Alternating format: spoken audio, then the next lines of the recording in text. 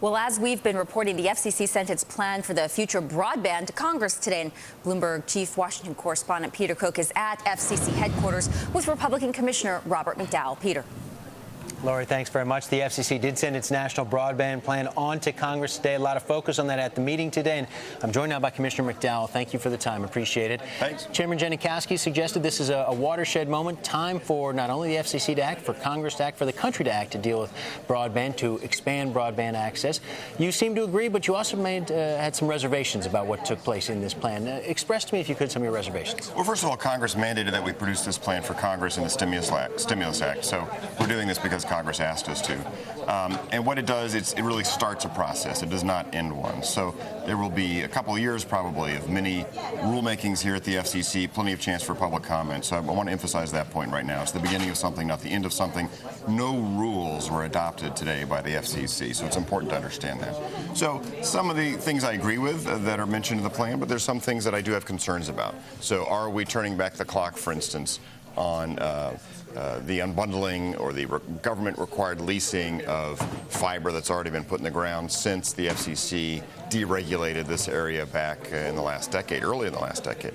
And so that's a big concern. What are we doing that could chill investment in the future? What we want to do is continue the trend that's been going on for the past 8 to 10 years, which has been a proliferation of broadband deployment and adoption.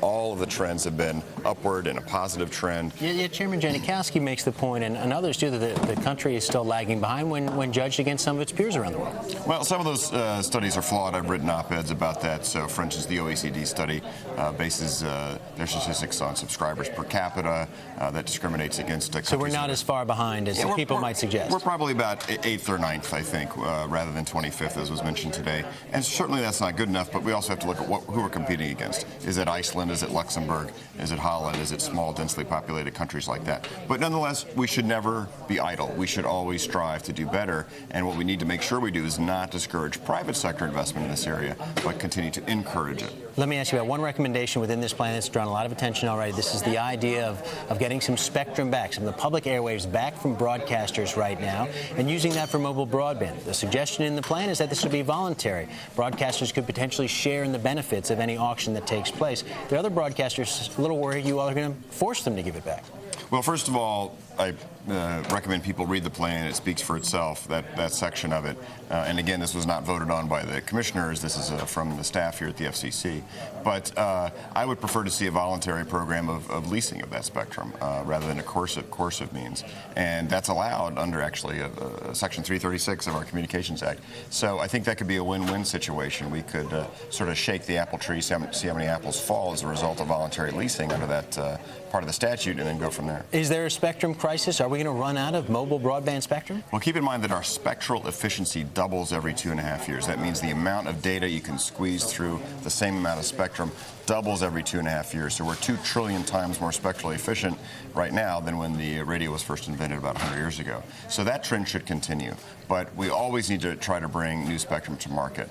But we also need to have policies that encourage more spectral efficiency. It's sort of like land use. There's a finite amount of land, there's a finite amount of spectrum, so you want to encourage efficient land use just like you do spectrum. Let me just ask you finally, another part of this plan is more transparency for consumers. They need to know more about the pricing of broadband in their area and the performance of broadband.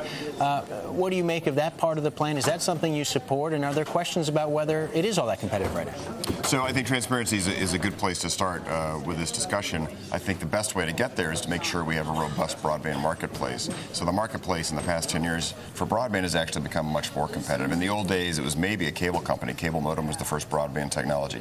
Then it was followed by phone companies offering DSL. Now you have the average American with a choice of 5 wireless carriers.